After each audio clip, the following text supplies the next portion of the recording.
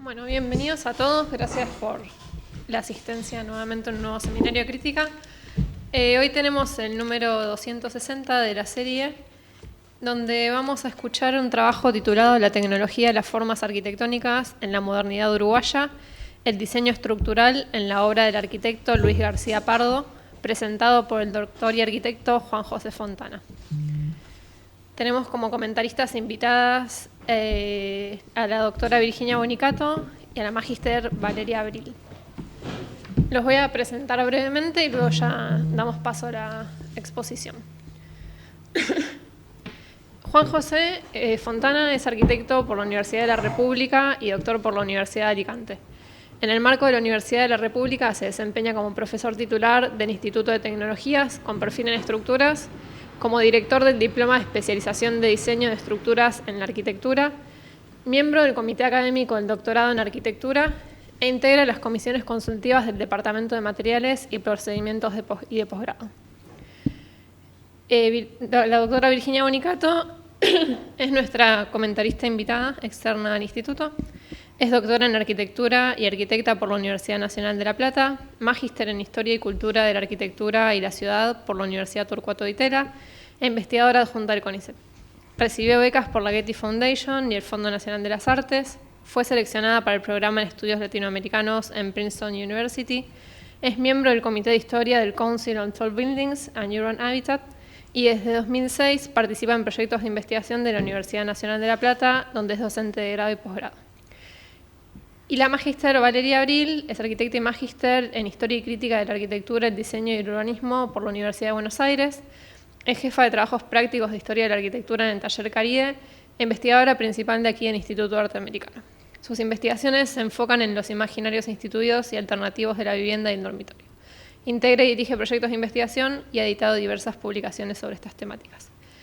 Vamos a escuchar primero la exposición de Juan José, luego el comentario de la doctora Virginia Bonicato y luego el de Valeria Abril. Y al final, si alguien tiene preguntas o algún comentario, abrimos una pequeña ronda. Así que, cuando quieras, comenzamos.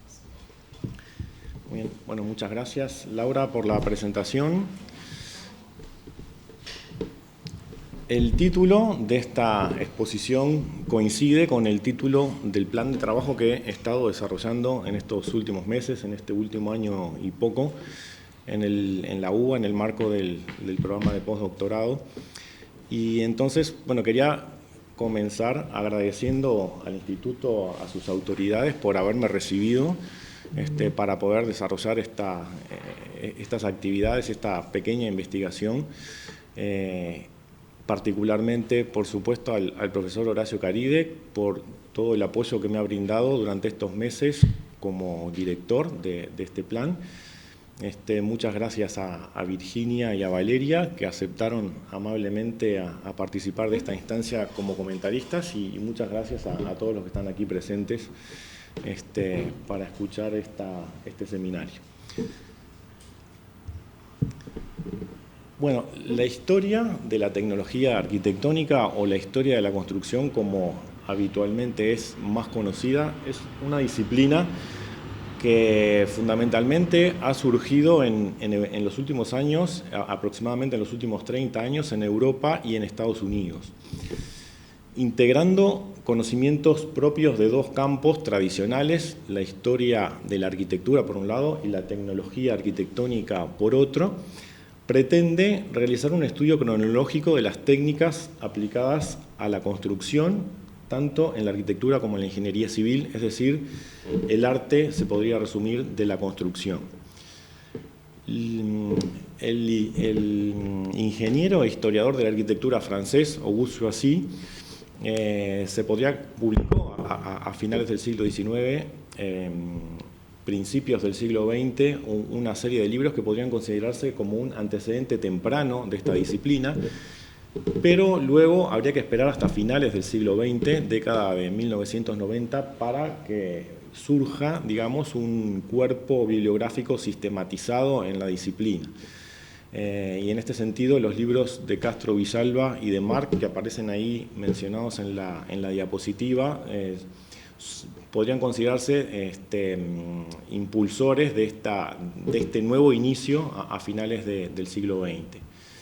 Por la misma época, década de 1990, surgen en Europa y en Estados Unidos numerosas sociedades de promoción de la disciplina, surgen numerosos congresos, algunos de los cuales terminan transformándose en congresos recurrentes, surgen numerosas revistas especializadas que empiezan a reunir un montón de resultados de investigaciones que se estaban dando prácticamente de forma más o menos dispersa en todo el mundo.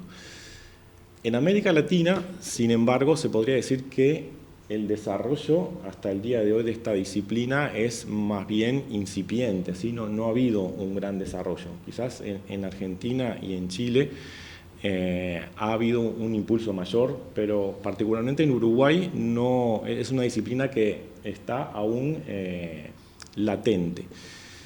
Por otra parte, quería destacar que cuenta Uruguay con un amplio acervo de obras arquitectónicas de gran calidad, sobre todo del siglo XX y sobre todo del movimiento moderno, ¿no?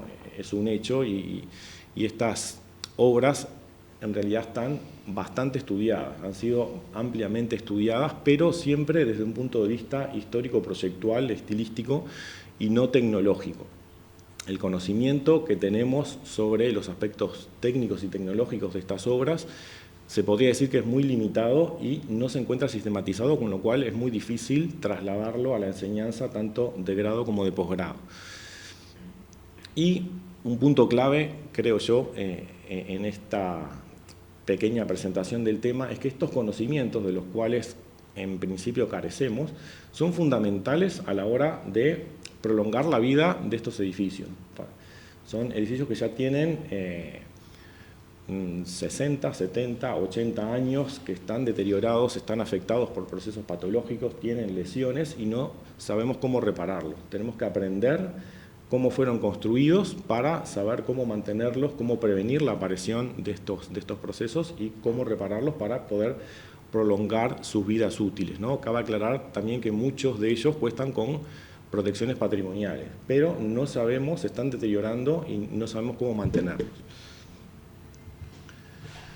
Los objetivos de esta investigación, de este año y poco, en el marco de este programa de postdoctorado, el general ha sido generar un espacio de reflexión y conocimiento sobre los estudios histórico-constructivos y particularmente histórico-estructurales para la elaboración de planes, ¿no? Para el mantenimiento y la reparación de estos edificios. Como comentaba Laura en la presentación, yo soy docente de estructuras. Soy docente en mi facultad en la Universidad de la República en Uruguay, en el Instituto de Tecnologías con perfil en estructuras, y por eso mi interés particular en este campo es el diseño estructural. Particularmente he pretendido crear una línea de trabajo en la UDELAR, en la Facultad de Arquitectura de la UDELAR, dedicada a generar conocimiento técnico sobre el diseño y la materialización de estas obras, particularmente de estas obras que se enmarcan en lo que es el movimiento moderno en Uruguay, de la segunda mitad del siglo XX, entendiendo las características materiales y técnicas de estos edificios como parte de sus valores a preservar. Y en ese sentido hemos estado, además de estas actividades que les voy a relatar, que las he trabajado de alguna manera un poco en solitario, hemos estado trabajando en otras cuestiones vinculadas en mi facultad con un equipo del Instituto de Tecnologías y también, por suerte, hemos tenido la oportunidad de trabajar en conjunto con docentes de otros institutos, del de Proyecto, del de Historia, en algunas actividades que han sido muy enriquecedoras y que van en esta misma línea. Creo que es fundamental identificar ejemplos paradigmáticos o hitos arquitectónicos que sean representativos de la producción nacional. De alguna manera se podría decir que la historia de la arquitectura es un poco la historia de hitos arquitectónicos. Pretendo conocer en detalle los componentes tecnológicos de estas obras y, como les decía, particularmente me interesan los sistemas estructurales.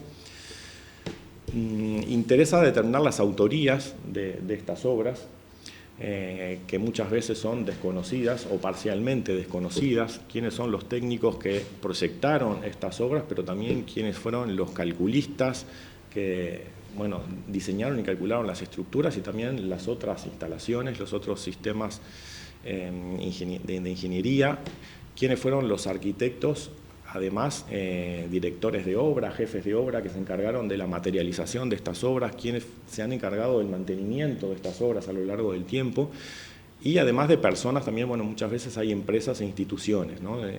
Es importante conocer, en definitiva, quiénes han estado involucrados en la concepción y la creación y el mantenimiento, ¿no? A lo largo del tiempo de estas obras. Conocer el estado actual de conservación también es fundamental, es decir, determinar los fenómenos degresivos que los afectan, las transformaciones que han sufrido, transformaciones que pueden ser entre la etapa de diseño y la etapa de materialización, y luego a lo largo de su vida. Hay edificios que se han mantenido prácticamente sin cambios, pero hay otros que han sufrido grandes transformaciones.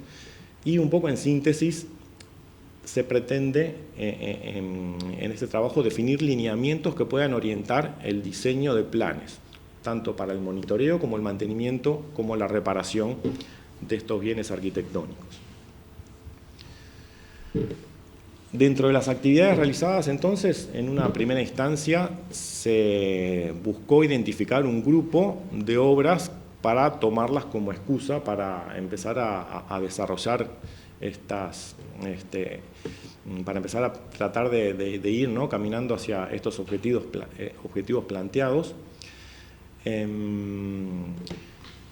Y en particular seleccioné ya desde el principio, desde las primeras actividades, un grupo de 12 obras del arquitecto Luis García Pardo, que consisten este grupo en la producción de este arquitecto en materia de vivienda colectiva durante la década de 1950, ¿no?, aproximadamente entre 1950 y 1960.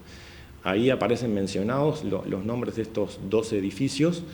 Los 8 primeros que aparecen allí están ubicados en Montevideo y los últimos 4 en Punta del Este.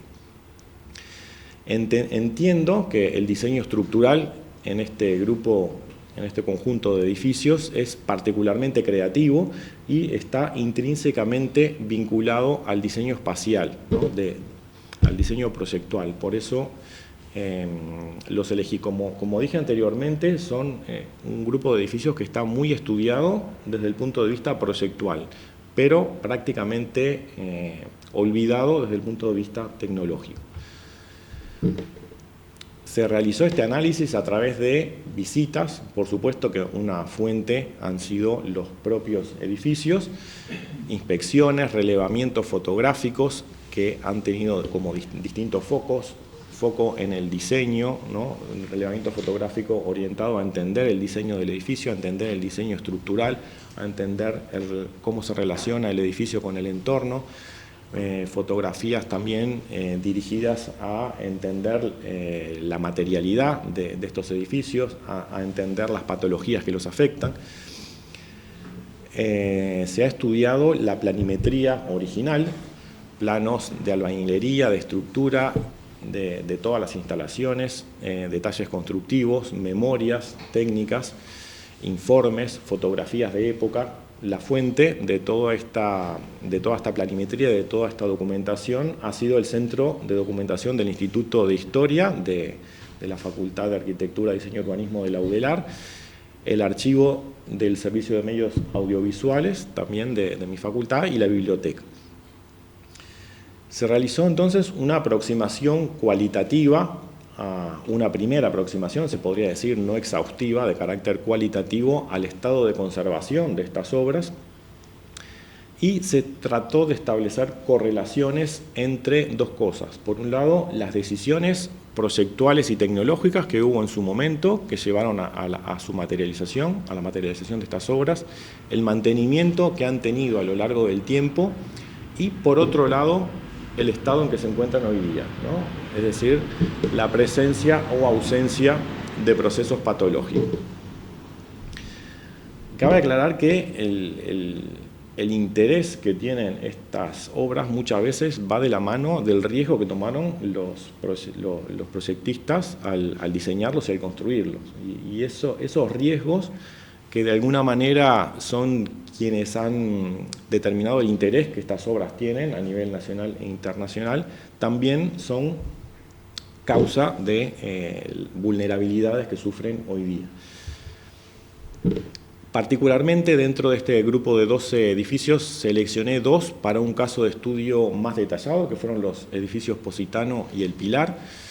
Además de esas actividades que mencionaba anteriormente, en estos 2 casos de estudio detallado verifiqué la relevancia a través de una revisión bibliográfica completa, desde las publicaciones contemporáneas a su diseño y producción hasta la crítica contemporánea actual. Sobre estos 2 casos también realicé modelos de cálculo estructural con el programa RFEM, que es un programa de cálculo por elementos finitos que permite hacer modelos tridimensionales para entender, digamos, en detalle el comportamiento estructural y tener una aproximación teórica a las deformaciones, las tensiones que aparecen en los materiales, las cuantías de acero con criterios actuales de las piezas de hormigón armado y los anchos de fisuración teóricos. Y analicé el impacto que el diseño de estas 2 estructuras han tenido en la disciplina, tanto a nivel nacional como internacional. Y el año pasado, fruto de estos 2 casos de estudio, publiqué 2 artículos en revistas arbitradas, ¿no? Uno para cada proyecto, uno en una revista arbitrada uruguaya y otro en una revista española. Bueno, y por último, sintetizando un poco estas actividades anteriores, traté de generar una reflexión un poco más amplia teniendo en cuenta estos casos, estos 12 edificios seleccionados, pero como comentaba también otros trabajos que en los últimos años he realizado en el marco de mi actividad académica en la UDELAR, reflexionando sobre los aportes que estos estudios histórico-arquitectónicos, histórico-constructivos y estructurales nos brindan a la hora de definir criterios para la elaboración de planes de monitoreo, mantenimiento y reparación edilicia. Bueno, algunas reflexiones sobre el diseño estructural en estas 12 obras seleccionadas de Luis García Pardo. Se podría decir que estos diseños dan respuesta a un problema clásico de la arquitectura moderna, que es el diseño de bloques levitantes, es decir, volúmenes que se despegan del suelo sobre plataformas en general o podios vinculadas, abiertas al espacio urbano, y se genera la ilusión de que flotan, ¿no?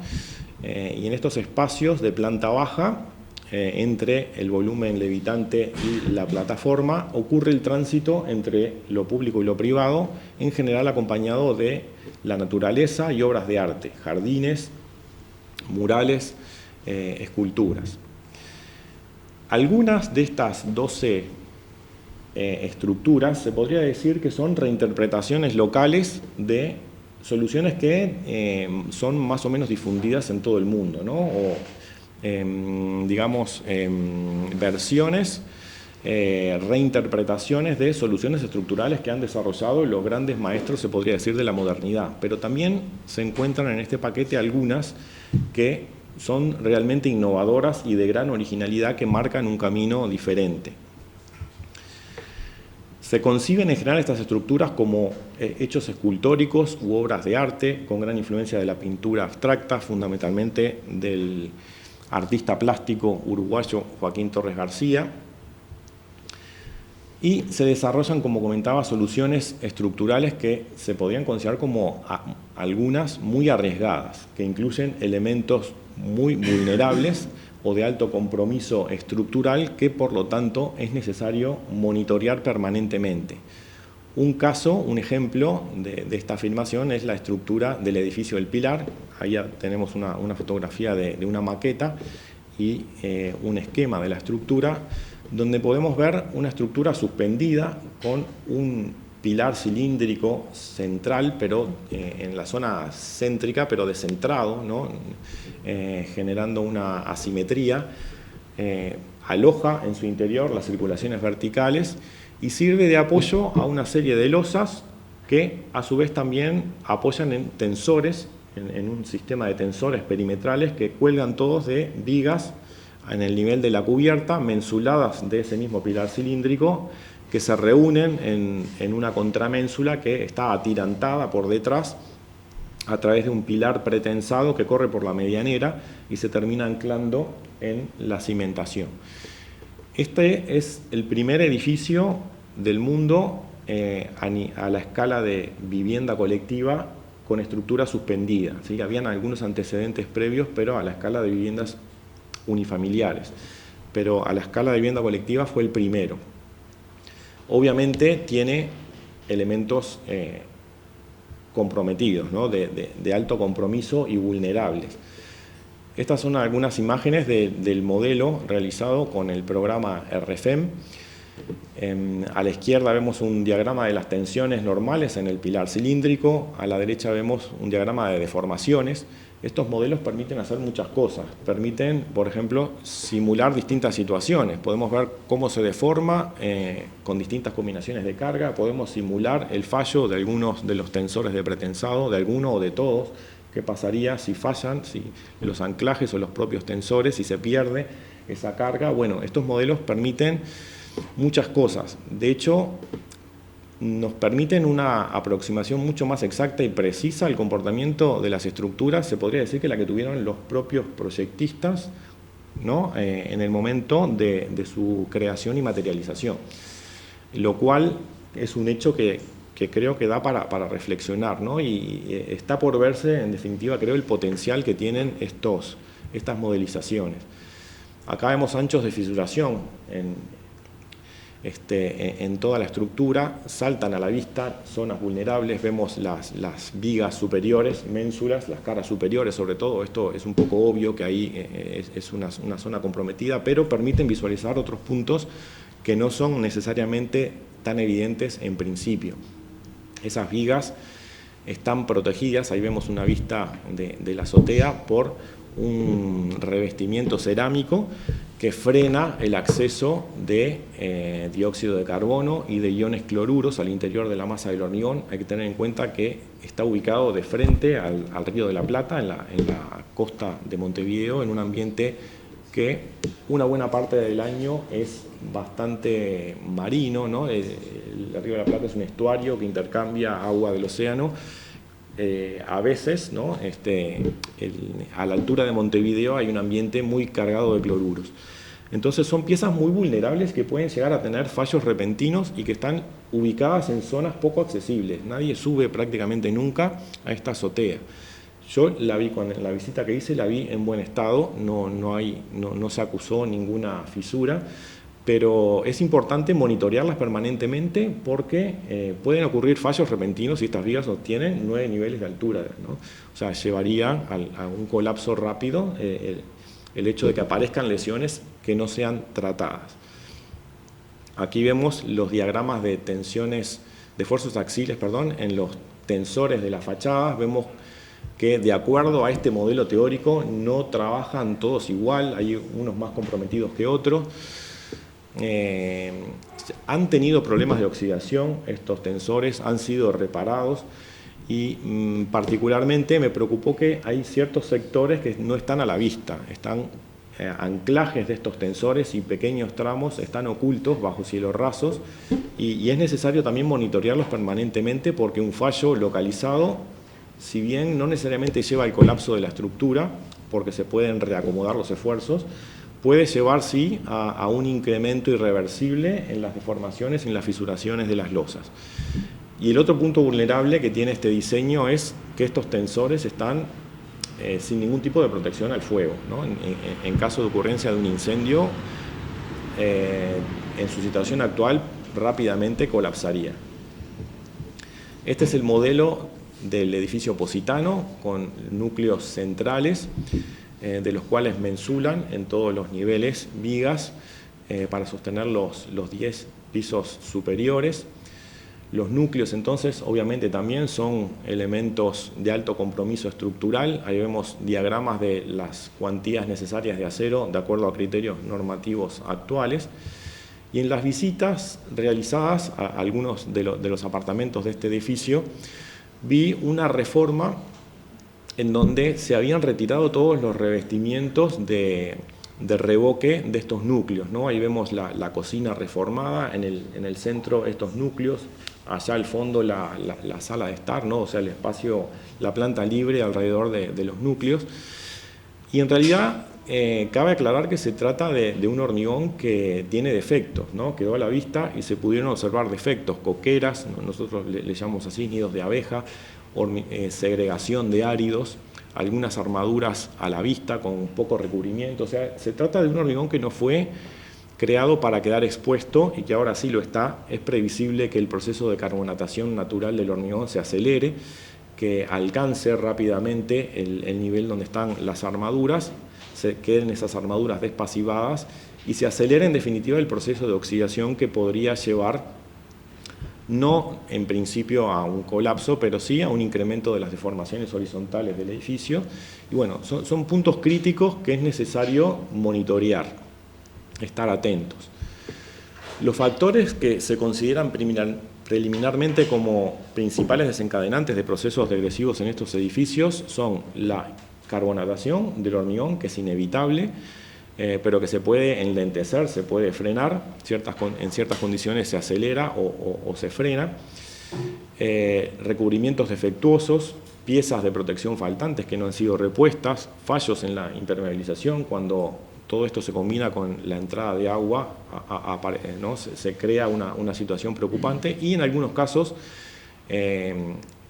exposición a elevados niveles de cloruro, sobre todo cuando están muy cerca de la costa y sobre todo las obras que están en Punta del Este, que es un ambiente más oceánico. El estado de conservación en general, creo que de estas obras ha sido lo que he visto, la parte a la que pude acceder por lo menos bueno o muy bueno, más allá de lo cual he detectado varias lesiones que son de relevancia, en general en zonas poco accesibles como las azoteas. Aquí estamos viendo el tanque de agua en la azotea de un edificio, el Grillo en Punta del Este, donde aparecen varias grietas, fisuras, y también en sótanos o subsuelos que no hay un propietario único, no es el propietario que detecta problemas en su parte de la propiedad, ¿no? En las zonas comunes y en las menos accesibles es donde están los problemas. Ahí vemos fallos en la impermeabilización, entrada de agua, manchas negruzcas, manchas de óxido, fisuras, grietas, tanto en las losas como en esos pórticos que son los que arriostran los núcleos verticales del edificio positano.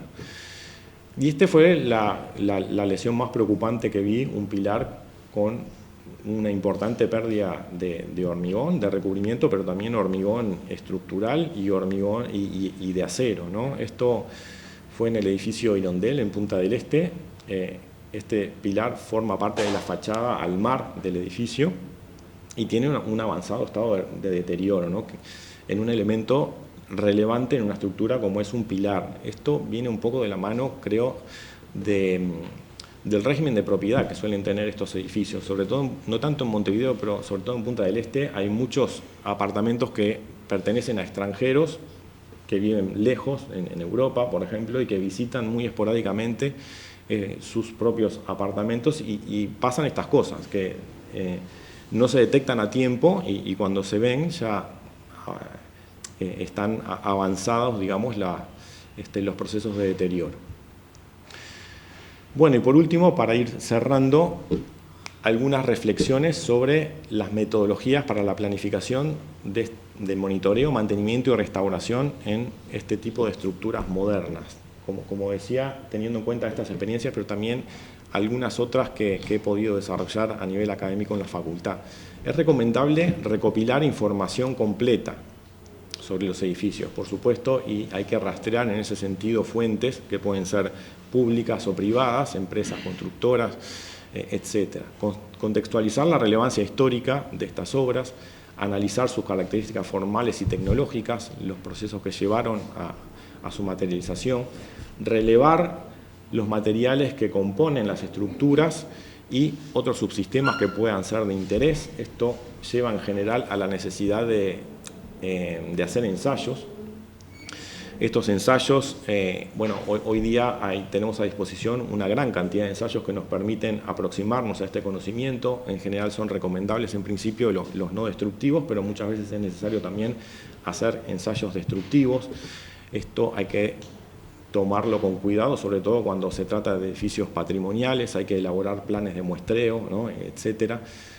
Medir deformaciones de los componentes estructurales, modelizar sus comportamientos estructurales con la nueva disponibilidad que tenemos de software, registrar sus lesiones y evaluar, en definitiva, el riesgo de ocurrencia de fenómenos degresivos.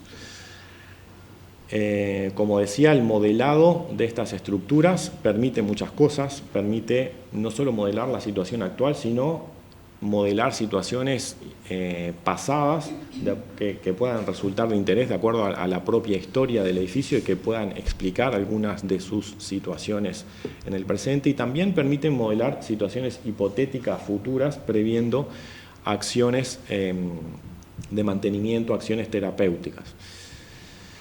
En base a este tipo de análisis integral se puede diagnosticar el estado actual del edificio, identificar los mecanismos de degradación que lo afectan, se pueden elaborar dictámenes que permitan visualizar la evolución prevista de los procesos que lo afectan en el futuro próximo, a corto, digamos, pero también a mediano plazo, y en resumen establecer la necesidad de acciones terapéuticas tanto de tipo preventivo como curativo. Bueno, y por ahí cierro, espero haber cumplido con el plazo esta exposición. Gracias. Bueno, ahí está. ¿Se escucha ahí bien?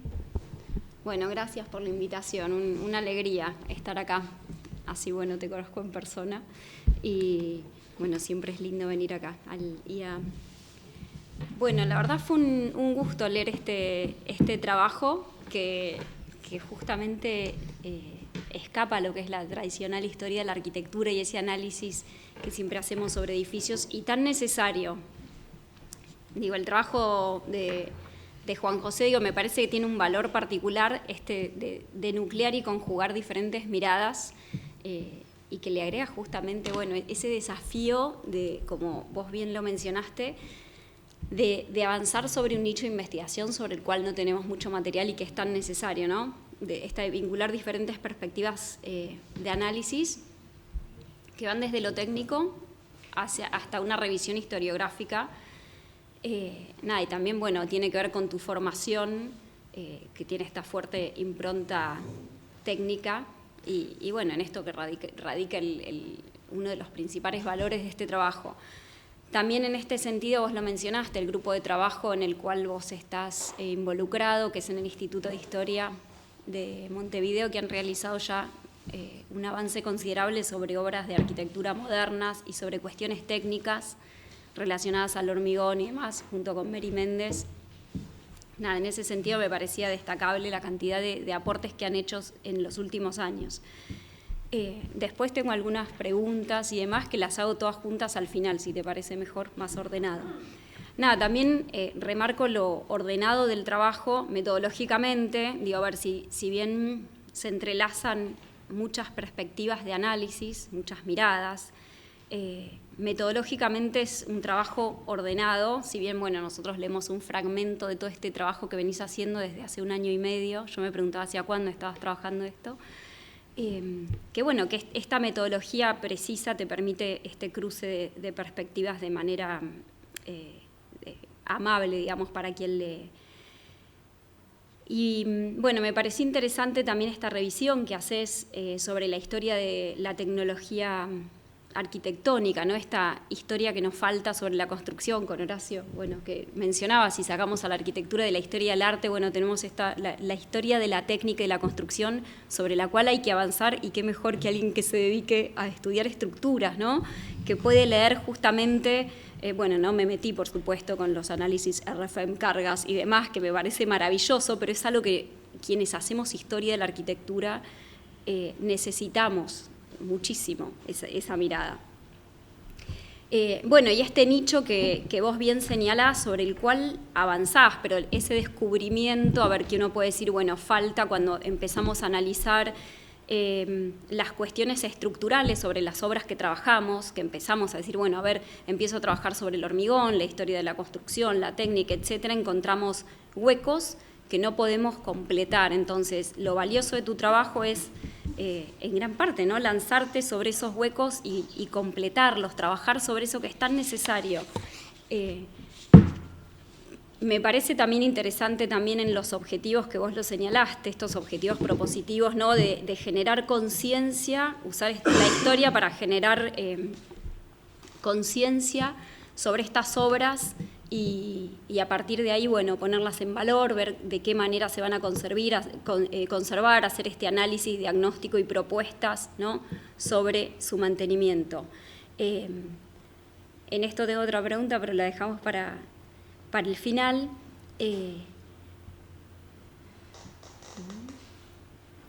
Y en este sentido, nada, me parecía interesante, bueno, vos en relación a la hipótesis que planteás, que señalás que el diseño estructural en varias de las obras de García Pardo es innovador tanto a nivel nacional como internacional, ¿sí? Y señalás que se ha tenido en cuenta internacionalmente, y separás a su vez dentro de su producción una producción que replica situaciones estructurales conocidas, digamos, y otra en la que innova. Me parece, bueno, ahí súper relevante el aporte de este grupo de obras en el diseño estructural que vos tomás, ¿no? Y también la pluralidad de documentos con los cuales trabajás, que vos señalaste, documentos de archivo, entrevistas, visitas a obra, te subís a la azotea, mirás, o sea, es una diversidad de material con el que estás trabajando amplísimo, porque desde el archivo en la biblioteca hasta ir al edificio y hacer pruebas in situ de los materiales, ¿sí? Pensaba en los trabajos que después te lo paso si querés, te puede interesar, aunque no es tan amplio como lo tuyo, de Thomas Leslie, que él hace historia de la técnica y de la construcción, tiene muchas clases online y demás, pero que él analiza justamente y tiene diagramas y trabaja con programas de este tipo. Es historiador de la arquitectura, pero es historia de la técnica, lo que hace y trabaja sobre rascacielos en Chicago. Y bueno, y esto tan interesante cuando mencionas los casos que seleccionás y que introduce el bloque levitante, cómo hacer flotar la arquitectura, ¿no? Y que esta arquitectura, bueno, se convierte en el principal componente de esta expresión arquitectónica. Es interesante también, digo que me parece cuestiones que estaría bueno explotar más, porque me imagino esto es un trabajo mucho más grande y esto es un fragmento. Cuando hablas de la tecnología como materia, como la materia con la cual se crean obras de arte, esa me parece una frase fantástica porque estás hablando justamente, no la obra de arte la pones como en un segundo plano, sino que la tecnología es una materia con la cual se crean obras de arte. Ahí me acordé del libro de Diran Forti cuando habla del hormigón como materia y esta creación de elementos estructurales. Y después en el edificio El Pilar, que señala justamente que es la primera estructura en el mundo, ¿no?, que utiliza este sistema. Y esto estaría bueno ponerlo en relevancia, no es el primero que se utiliza a este nivel, a esta escala en vivienda colectiva, y señalás, bueno, esta influencia que tiene y nombrás algunos ejemplos. Eso me parece que es algo que se puede explotar más. Y nada, pensaba que es un ejercicio sumamente valioso el que estás haciendo, complejo, y esta propuesta de conocer, como vos mencionas, no conocer la historia para valorar los verdaderos aportes, ¿no?, que realizan estos edificios y el valor que ocupa, digamos, en este nicho de investigación que vos vas a tomar, y esperamos ansiosos tu trabajo. Tenía algunas preguntas o comentarios. Uno mencionaste que es en relación a la propuesta y su recorte, ¿no? Yo pensaba, bueno, ¿en qué se enmarca este trabajo? Vos mencionás, es en un postdoctorado. Y pensaba, ¿no?, si era realizado por un grupo de investigación, dada la magnitud de la propuesta, porque vos mencionás que si bien acá hay un recorte de casos que haces García Pardo, dentro de la obra de García Pardo recortás unas cuantas obras y acá presentás dos, pero como hablas de Uruguay, pensaba si era un grupo de gente o eras vos solo ante esta, bueno, si se quiere, magnitud de la propuesta, porque Uruguay, como vos bien decís, tiene muchísimo material para trabajar en este sentido. Me preguntaba también, hilado con esto, si hay un plan a seguir, si tenés estas dos obras y si tenés un plan determinado en cuanto a la metodología de trabajo, ¿no? Si esta selección de obras incluye, si bien decís Uruguay, pero acá estás tomando, en este caso que presentas acá, que debe ser un fragmento en Buenos Aires, que encima soy de La Plata, qué mal, la porteña, Montevideo y Punta del Este, pero hablas de Uruguay en la segunda mitad del siglo XX y si tenías como previsto qué otros casos ibas a tomar, ¿cómo era ese mapa? Si ya lo tenías más o menos en mente. Y pensaba que sería interesante profundizar sobre la formación de García Pardo, que vos lo mencionás, bueno, esto como digo, es un fragmento de tu trabajo, ¿no? Lo que uno lee, con quiénes dialogaba, con quiénes discutía, qué toma y qué deja en esta, cuando vos mencionás, bueno, toma ejemplos o repite o reelabora ejemplos ya conocidos y en los otros innova, profundizar en ese sentido. Y después hay algo interesante, la idea que lo mencionaste también, la idea de la búsqueda de innovación como vulnerabilidad. Yo acá tergiversé tu frase un poco, pero me gustó esto de la innovación como vulnerabilidad, porque esa experimentación justamente, el no saber qué va a pasar, el experimento en sí mismo, esa exploración máxima, que no sabemos cómo se va a comportar después, bueno, genera vulnerabilidad en el edificio, bueno, más allá del interés de la exploración en sí misma, pero me parece que es algo que es súper interesante para explotar más. Y por otro lado, también relacionado con la experimentación y la innovación, el ser el primero en su tipo, en su magnitud, en el pilar, me refiero, vos mencionás la influencia de García Pardo a través del edificio El Pilar, que se ve a lo largo de todo el planeta. Mencionás casos y yo me pregunto, bueno, ¿cómo llega? Tenemos que eso se podría reforzar y estaría buenísimo. Bueno, ¿cómo llega y se publica en diferentes medios, etcétera? Me parece que ahí hay algo interesante para explotar. Bueno, y hasta ahí mis preguntas / comentarios. Nada, me gustó mucho el trabajo. Bueno, 15 minutos. Bueno, al igual que Virginia, agradezco la posibilidad de comentar, la invitación. La verdad que coincido con ella en esta idea de abrir como una puerta que venís hace un tiempo y se nota, digamos, que hay como un recorrido sobre esta potencialidad de reconstruir como esta historia más constructiva, técnica, de edificios de la modernidad, porque como bien vos decías, hay una mirada mucho más proyectual, estilística y una lectura, si se quiere, menos técnica de los edificios y me parece que hay un gran valor. Y me gustaba, digamos, para este ejercicio o esta devolución, quizás suscribirme un poquito a lo escrito. Yo veo en el escrito que hay un montón de recorrido y que muestra como este trayecto que venís desarrollando, pero me gustaba tomarlo como este texto y a partir de este proponer, digamos, mi mirada o mi lectura sobre la propuesta. A nivel metodológico lo veo súper ordenado el trabajo, me parece que tiene una buena lectura y un hilo conductor. Y ahí tomando, aquellos que me conocen, mis trabajos y que yo trabajo un poco con la idea de la imagen, lo primero que pensé es qué imagen me traducía este trabajo, ¿no? Con qué imagen yo podía representar esta devolución. Y la primera lectura que tuve fue esta, un poquito que decía Virginia, de que habría mucho. Pensaba como en las metáforas más orgánicas, como la del árbol, que empiezan a aparecer muchas ramas que se van conectando. Y después, como repensando esa imagen, dije, bueno, en verdad, y aludiendo un poco a una cuestión tecnológica, me parecía interesante trabajar con la idea de las capas, o digamos que es una representación que ha construido la arquitectura, digamos, de la tecnología, que ha tomado, digamos, el concepto de layers. Y me gustaba como un poco para dar esta devolución, trabajar a partir de ese concepto. Me parece que el trabajo tiene muchas capas y muchas temáticas que busca conectar y que me parecen muy interesantes. Hay ciertas dimensiones sobre el debate de la arquitectura moderna y la inserción proyectual de estos edificios, de la materialidad, de la tecnología y la técnica, de los propios procesos constructivos, de los actores, de las patologías.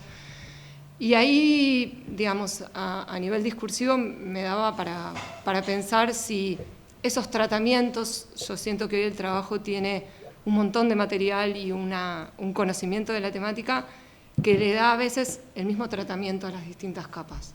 Y me parece que el trabajo puede dar como elegir sobre qué profundizar y sobre qué buscar quizás otras lecturas. Si lo tomo quizás sobre la lectura del debate de la arquitectura moderna, y como bien vos decías, son obras que han sido muy trabajadas, y creo que ahí quizás hay otros instrumentos, como pensarlo como estado del arte, porque creo que abre un debate, una explicación más descriptiva, digamos, del por qué revalorizar estas obras, que creo que son debates que un poco vos mismos en la bibliografía das cuenta de que esos debates en algún punto se han dado, y creo que eso hace perder un poco el foco, que creo que el mayor valor y lo que yo veo es en esta búsqueda de dos líneas. Una, la idea de la construcción de una historia técnica, tecnológica o constructiva, y cómo eso puede decantar en un nuevo saber que tiene que ver, y que me parece súper interesante ponerlo, ¿no? Cómo mantener y conservar el patrimonio moderno, y cómo, con qué herramientas tenemos hoy, y cómo reconstruimos aquellas cosas que quizás no fueron documentadas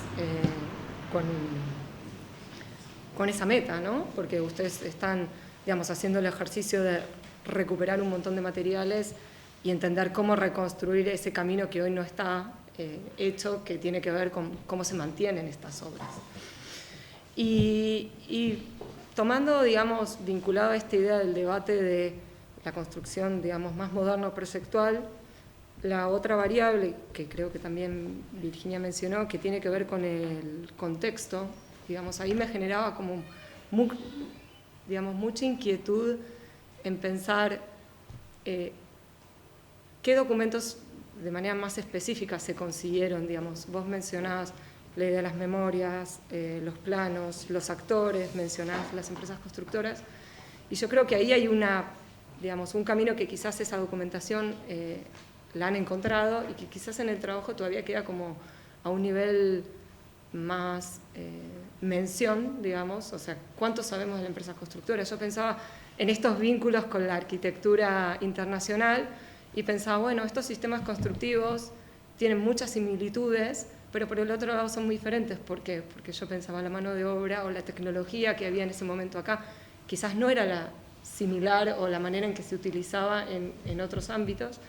Y creo que ahí hay como un acercamiento, una manera como más sutil que se puede como ir recuperando para construir esta historia, porque yo creo que la dimensión proyectual nos acerca a los arquitectos, pero la mirada técnica nos tiene que acercar a las empresas constructoras, a la materialidad. O sea, no sé si, bueno, algunos saben, yo también trabajo en el campo proyectual y constructivo y trabajo en proyectos actuales de vivienda, y pensaba, bueno, en todos esos actores y cómo reconstruimos esa historia de las empresas constructoras, de los ingenieros, vos mencionabas los calculistas, y creo que eso también hace esta historia técnica, que es menos visible, o que la historia, digamos, más general de la historia no la hizo, y yo creo que ahí tenés un camino que muy poco recorrido, como vos decías, y que creo que también tenés como la posibilidad de crearle las propias categorías, que hoy no tenemos a eso. Y yo creo que ahí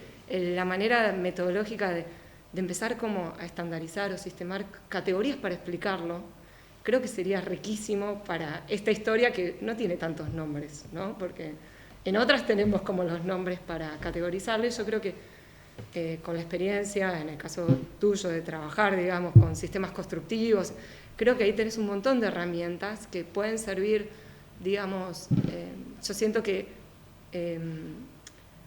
o por lo menos cómo ha sido nuestra formación o dentro de nuestra facultad, que hay una separación, ¿no?, entre el campo proyectual y las estructuras, ¿no?, como si fuesen a veces por caminos separados. Entonces el saber técnico, el saber constructivo va por un camino y el saber proyectual va por otro, cuando la realidad te termina confrontando que las dos cosas se tienen que articular. Y yo creo que ahí el trabajo el recorrido y todo el material que vos estás, digamos, poniendo en la mesa, creo que puede encontrar como esas propias reglas para construirse, y creo que hoy él es como un horizonte, ¿no? Yo lo propongo como un horizonte esto de poder construirse estas propias categorías, porque vos partís de estos edificios paradigmáticos o con innovación, pero en el fondo yo me preguntaba, bueno, pero si esas categorías también pueden reunir edificios que quizás no fueran con técnicas tan innovadoras, pero trabajaran con las mismas constructoras, con los mismos materiales, porque entiendo que las tecnologías, o por lo menos los campos o los casos que vos estás explorando, se suscriben al hormigón, al acero y al vidrio, y yo creo que eso te puede generar también patrones. Y después, un poquito avanzando, me parece que el gran diferencial y el gran potencial, como decía, lo encuentro en esta construcción de esta historia constructiva, y ahí me encontraba, digamos, pensándolo, digamos, un poco desde la actualidad también. A veces uno se confunde y piensa, bueno, esa historia con, digamos, los procesos que hoy tenemos, y, digamos, me parece que estas propias herramientas que vos estás entrando como los documentos, me preguntaba cómo reconstruir ese proceso constructivo, ¿no? Cómo terminar de entender cómo se construyeron estas obras. Y creo que poder exponerlo y poder ponerlo, digamos, en términos de historia es darle como un pasito más a los documentos. Creo que quizás, digamos, conceptualmente lo están haciendo con la modelización, pero yo pensaba, digamos, y lo voy a llevar como algo más llano para que también se entienda mi idea, es cuando uno toma un detalle constructivo hoy en día, y me imagino que, digamos, no han cambiado las técnicas a veces de representación o se han mejorado con la tecnología, un detalle constructivo representa, es una representación gráfica de una materialización en la realidad, ¿no? Uno trabaja, digamos, hoy, o cualquier constructora, o hace muchos años, utiliza el detalle constructivo para ejecutar una obra de arquitectura.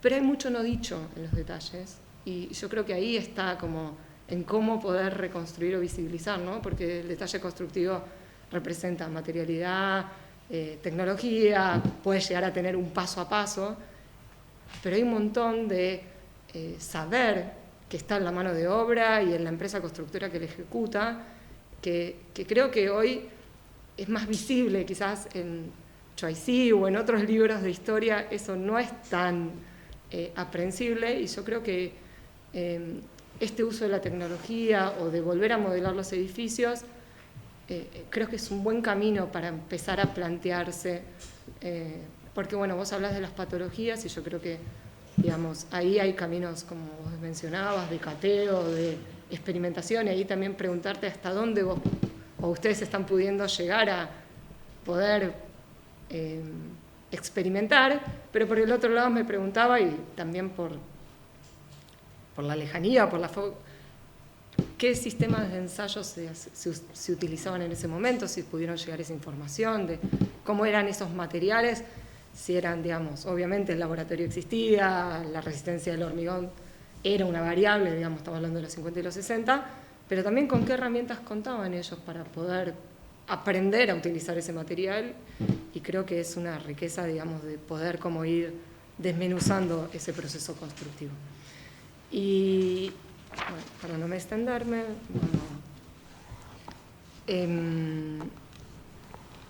y después, digamos, creo que todo eso es un gran insumo, y yo ahí digo, bueno, hay un fin, que es construir este plan que vos decías de mantenimiento y conservación, pero yo creo que, digamos, todo este corpus histórico tiene ese fin, pero también puede tener su fin. Al fin y al cabo es un fin propio, digamos, de poder dar este conocimiento y decir, bueno, es también un aporte a la historia general de la arquitectura. Y después pensaba, bueno, qué distancia, digamos, hoy esta idea de la conservación y del mantenimiento, y pensaba en herramientas como Revit y BIM, que es, digamos, la postura, digamos, que se ha implementado en muchos proyectos ya desde hace algunos años, que buscan, digamos, esta idea de cómo mantener esos edificios. Y ahí yo también, vos lo dijiste en un momento, y quizás en el trabajo yo no lo había leído y me lo había notado, es cómo ha sido ese mantenimiento de estos edificios, ¿no? Y quiénes han sido los actores. Vos decías esto de los extranjeros, y yo decía hoy, ¿qué rol, por ejemplo, acá en Buenos Aires, las administraciones son el rol de mantenimiento de estos edificios? Y son actores también que terminan jugando, digamos, en este papel del deterioro de los edificios, y cómo estos edificios o estos actores que empiezan a aparecer, ahí preguntarte a vos, bueno, ¿cuáles son los actores con los que hoy ustedes están pudiendo trabajar? Y en qué medida eso se puede expandir, ¿no? Si existen reglas o cuestiones que se puedan detectar en estos edificios, digamos, de esta década y que sean extendibles a otros edificios. Y yo creo que ahí hay, cuando iniciamos la charla vos contabas estos mantenimientos, ¿no? De la dificultad, por ejemplo, de aprender a mantener el hormigón. Y yo creo que eso, el trabajo, creo que poder empezar como a mostrar esas, digamos, conceptualizaciones, creo que digamos, enriquecería mucho más esa visión y esta construcción individual de esta historia, ¿no? A partir de estos casos, y que para mí puede ser muy extendible a otros casos de esa década de los 50. Y como pregunta final, me gustaría si nos pudieses compartir con mayor detalle específicamente de estos edificios, con qué documentos se han encontrado y cuáles todavía no han podido encontrar, como para poder terminar de delimitar esta historia constructiva. Muchas gracias. Gracias. Hay una regla no escrita acá en el instituto, que es que las personas que tienen algún tipo de responsabilidad sobre los trabajos no hablamos, ¿no? Te iba a decir eso, que sos el primero. Pero hay una diferencia enorme, que esto se dio históricamente a las tesis de maestría y de doctorado, pero por primera vez acá tenemos que finaliza un trabajo de postdoctorado, con la cual me tomo la libertad de que la regla no aplica, porque él habló de director y yo echa la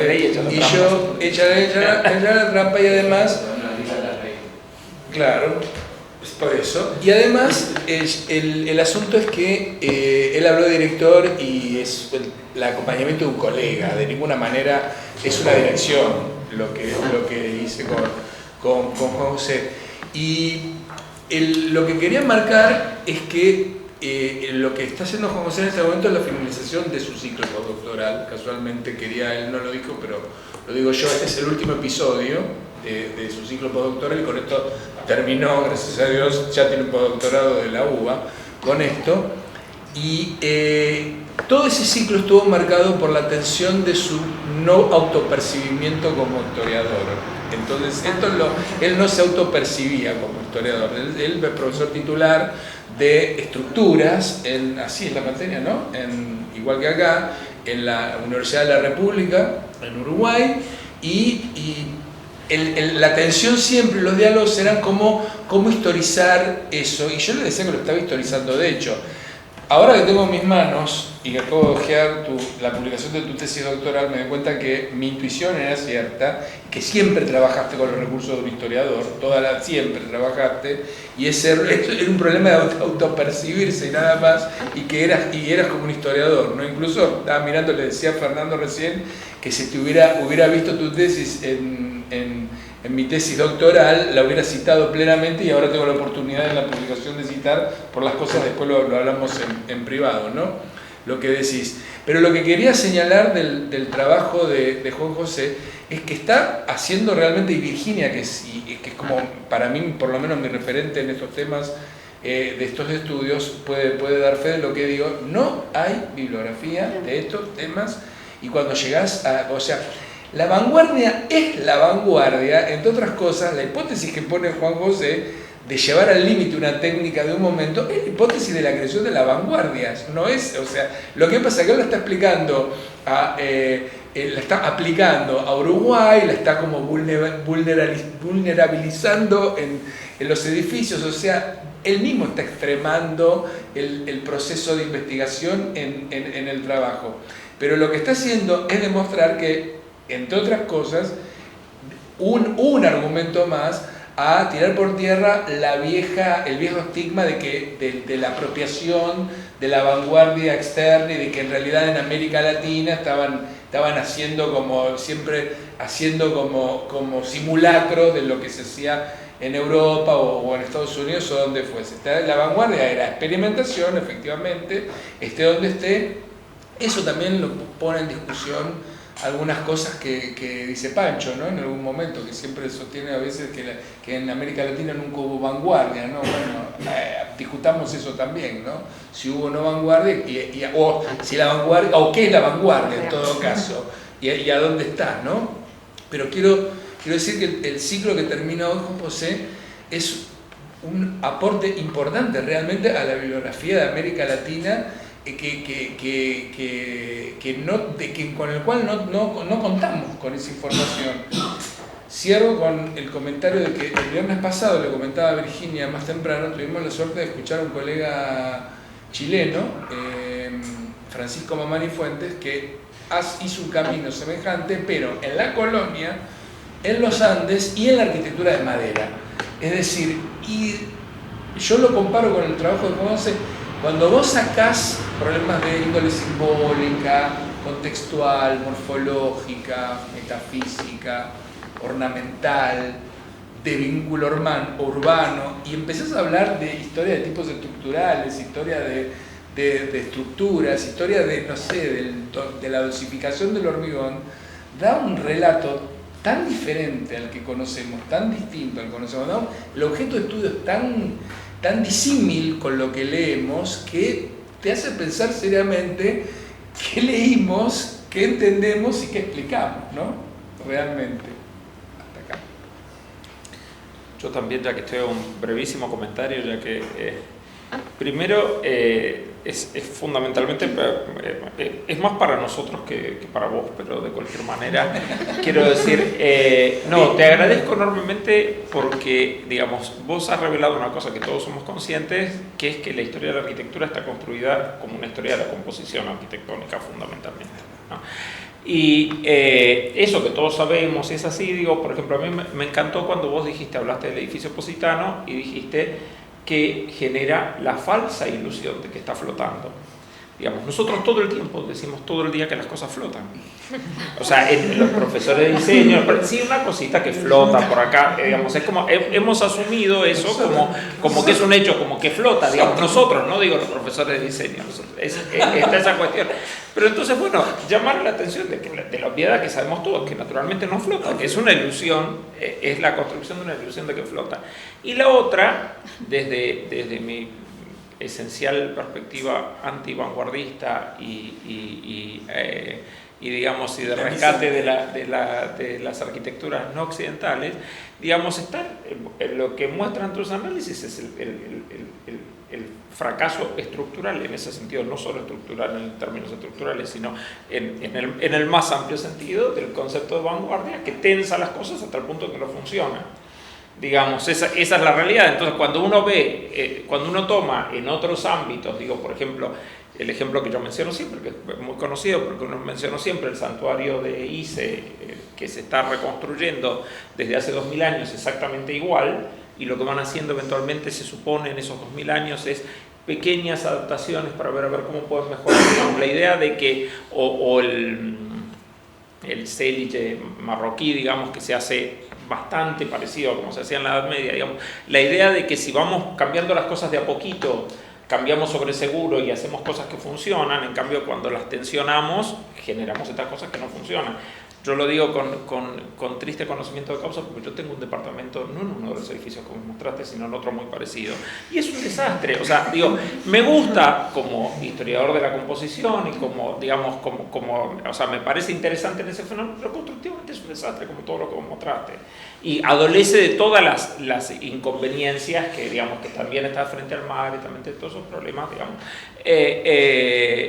Pero es bueno, digamos, cuando uno se para desde otro lugar, de alguna manera nos terminás develando una serie de fantasías, que todos sabemos que es fantasías, pero que por momentos nos gusta fingir que nos la creemos, digamos, y bueno, así estamos. Nada más. ¿Preguntas? ¿Occidental? Sí. Es oriental, señor. Sí, es oriental, digámoslo. Es un oriental, Digámoslo, es oriental. oriental cercanito. Pero oriental Es del cercano oriente. Es del cercano oriente. Muy cercano oriente. Es una nueva categoría. Vos luchás contra el orientalismo. Claro, Ten claro. cuidado con eso. Oh, Sí. ¿No? Yo estoy ¿Preguntas? al oriente del río de Uruguay. Yo te sumo una, ya que tenemos unos minutitos. Es una consulta y una invitación casi, pero digo, pensaba que este tipo de historias técnicas generan como un montón de otros materiales que no son el texto. Digo, los modelos, Claro. me imagino, o sea, estaría buenísimo que los estudiantes, o por eso preguntarte si ya lo hicieron o hay alguna experiencia o todavía no está en carpeta, pero no sé, que la biblioteca se convierta en una mediateca donde yo pueda consultar esos modelos y estudiar el edificio desde ese lado. Me parece que genera como un insumo para la enseñanza súper distinto y súper enriquecedor. Así que bueno, te dejamos Juan José 15 minutitos por si querés cerrar y comentar qué te llevas, responder las preguntas que quedaron ahí abiertas. Perfecto, bueno, muchas gracias a todos por los comentarios. Intento dar algunas respuestas, ¿no? a algunos de los planteos que quedaron abiertos. En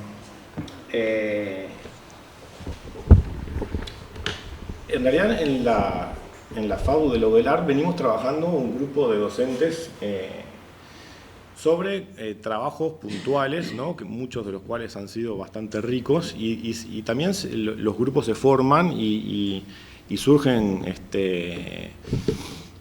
cuestiones que tienen impacto, que es que nos damos cuenta de que son de interés y tratamos de replicarlos y un poco vamos trabajando sobre la marcha, es la realidad. El análisis de la obra de García Pardo fue un foco personal de este trabajo de postdoctorado y lo llevé adelante yo solo, pero en paralelo venimos trabajando entonces con otros grupos de docentes de tecnología, en temas vinculados, y con docentes de proyecto, con docentes de historia, y tenemos como ese panorama más ambicioso, ¿no? Que es el que yo planteé por momentos, obviamente que se escapa de las manos y ojalá pudiéramos hacer algún pequeño aporte a él, ¿no? Pero en definitiva eso, estamos en este momento, preguntaba Virginia, creo, por dónde pensábamos seguir. Estamos trabajando con Rodolfo López Rey, Bonet es otra figura que nos interesa. Obviamente hay un panorama, como están diciendo, que está por delante para trabajar, que es amplísimo y uno es muy limitado a lo que puede hacer, ¿no? Ojalá podamos hacer aportes puntuales en este gran panorama que tenemos por delante, ¿no? Por eso, quería aclarar que yo presenté como un panorama gigantesco dentro del cual hemos intentado marcar algunos puntitos, ¿no? Y en particular el trabajo sobre García Pardo, eso ha sido individual, pero yo también he tomado algún aporte, ¿no? en estos planteos, sobre todo tratando de generalizar un poco algunas conclusiones o algunas reflexiones de esos otros trabajos que hemos hecho con el edificio del Cementerio del Norte, el Urnario de Vallardo, y estamos trabajando también con un estadio en la ciudad de Rivera, y bueno, la demanda también, ¿no? de la sociedad nos lleva a veces a estudiar algunos edificios y tratamos de aprovecharlo y siempre ampliar y tratar de expandir un poco ese estudio que se demanda para tratar de construir un poco esta historia, ¿no? Pero que estamos lejos de poder abarcarla, ¿no? Tratamos de armar equipos, de armar equipos dentro de la arquitectura, digamos, interdisciplinares. Nos apoyamos también en otros técnicos, pero es un camino por delante gigantesco. ¿Con quién hablaba García Pardo? Preguntabas también, Virginia, puede ser. En el Instituto de Historia de la UDELAR, de la FAU de la UDELAR, hay un archivo García Pardo. García Pardo donó todo el material de su estudio al archivo del Instituto de Historia, entonces hay mucha información, no solo los planos. hay cartas, hay correspondencia. Se puede reconstruir una parte de ese diálogo que tiene con otros, que son las respuestas. No tenemos las cartas originales que él escribe, tenemos las respuestas. Y tenemos, vos también me preguntabas qué tenemos y qué no tenemos. Con respecto a García Pardo hay mucha información, y cuanto más conoces esa información que existe, más tenés ganas de conocer la que no tenés.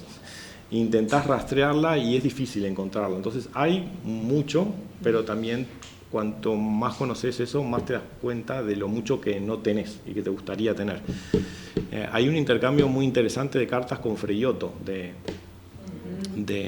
García Pardo. Él viajó a Europa cuando estaba construyendo el Pilar, le mostró fotos del Pilar a Freyotto. Freyotto se interesó muchísimo en esa obra, la incluyó en algunas publicaciones, en una exposición que estaba organizando sobre estructuras traccionadas, y el Pilar aparecía, el Pilar en obra, sin estar terminado, aparecía en esas exposiciones que pasearon por toda Europa, junto a otras obras que estaban en ese momento construyéndose. El Ayuntamiento de Marl, de Baquema y Van der Broek, estaba casi que en paralelo, es un poco posterior al Pilar, pero es como la siguiente obra, ¿no?, a esa escala construida con estructuras traccionadas. Y bueno, ese fue un poco el puntapié para dar a conocer esta obra del Pilar en Europa, en Estados Unidos.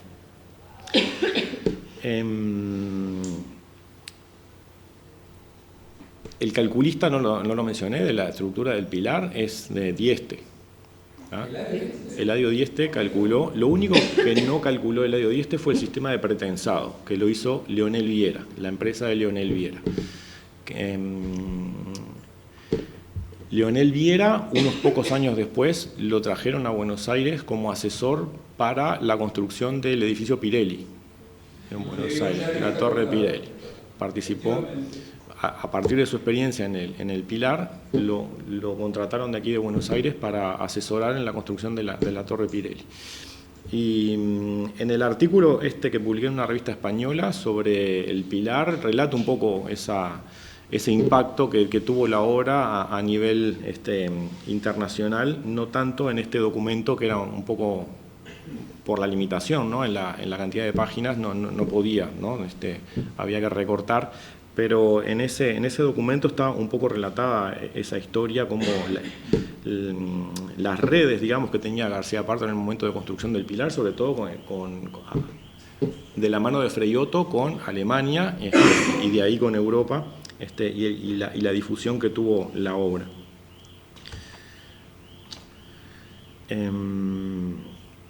Recomponer el camino, ¿no?, comentabas, Valeria. Es re interesante, y estamos trabajando con obras que tienen 60, 70 años, que todavía existe la chance de que vos recuperes material que pueda estar perdido, de que vos puedas llegar a encontrar a alguien que participó de la construcción, algún director de obra, algún obrero. Cuanto más demoramos, es menos probable que consigas, ¿no?, esa información, que se pierda. Hay archivos privados que se terminan tirando porque se cree que no tienen valor. Entonces, esta arquitectura de la segunda mitad del siglo XX tiene eso, que cuanto más rápido actúes, tenés más chances de encontrar cosas que si esperás. Las empresas que trabajaron con García Pardo las tenemos clarísimas porque están documentadas. Y hay recurrencia, solía trabajar con unos pocos calculistas, con unas pocas empresas. Tenemos mucha información del Pilar. Vos también me preguntabas qué ensayos se hacían. Hay informes de resistencia de hormigón, del llenado de distintas etapas. Las vigas estas que yo les mostraba en la cubierta de las cuales cuelga el edificio, bueno, tenemos el dato del día que se llenaron. Se extrajeron probetas, tenemos los informes de la rotura de esas probetas, hay mucha información. De los aceros también, de la composición química de los aceros, hay ensayos de soldadura, de las armaduras de esos aceros. Se hicieron pruebas de soldadura para ver que la soldadura no fuera un punto débil, que resistiera al menos lo que resiste el acero. Hay mucha información. Y sin embargo, la memoria técnica del edificio del Pilar es prácticamente igual a la memoria técnica de las otras obras de García Pardo. No hay ninguna mención al sistema de pretensado, al sistema de atirantado del pilar que va por la medianera. Solo en uno de los planos, que es de Dieste, hay una mención a que se encargará, se delegará a otro técnico el diseño de ese sistema de pretensado y deberá coordinarse con ellos mismos, ¿no? Con la empresa de Dieste, la ejecución de los detalles. Y luego a mí me resultó imposible encontrar detalles de esa estructura tensada. Lees la memoria, o sea, hay mucha información, pero vos lees la memoria del pilar y es la memoria de un edificio tradicional. Y en la empresa de Dieste no encontré información sobre el pilar. Dieste, por lo que dicen, no estaba orgulloso del trabajo que había hecho en el pilar. No es lógico, de acuerdo a las ideas de Dieste, la estructura del pilar no era lógica. Las cargas suben para volver a bajar, no va con la idea de lo que es el diseño, la lógica del diseño estructural en la obra de Dieste. Es una obra con otra lógica, y si bien la calculó Dieste, nunca estuvo interesado Dieste en difundir su trabajo en esta obra, ni en decir que fue el calculista, ¿no?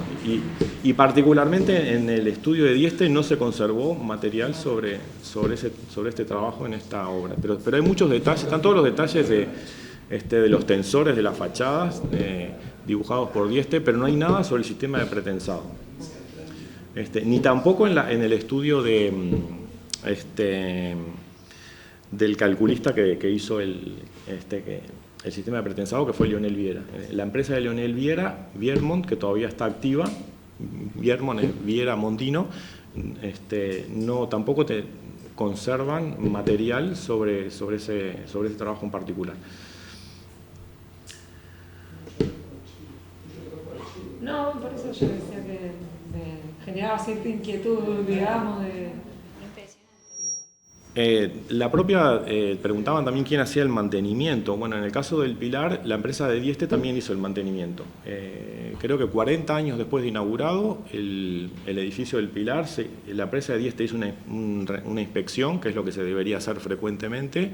Se detectaron secciones de los tensores oxidadas y está descrito en una carta firmada por Dieste como no hay ningún detalle dibujado, pero hay una descripción de Dieste de los procesos de reparación de esos tensores. Y sé que después hay una empresa que trabaja también en Uruguay, en Montevideo, que se dedica a estos trabajos de reparación de patologías, que ha estado hace poco haciendo un estudio particular localizado en la fachada solo, ¿no? Por eso yo un poco recalcaba que se necesitan estudios integrales. Está perfecto, ¿no?, que se estudie la fachada. Digo, obviamente esta empresa trabaja a pedido, ¿no? Pero hay que hacer estudios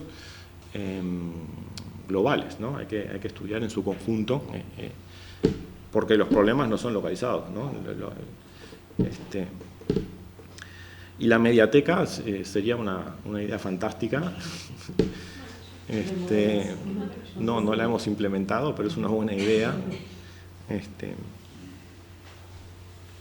Bueno, muy bien, creo que he respondido, no sé si a todas, pero a varias, las que tuve tiempo de anotar. Dejo por acá.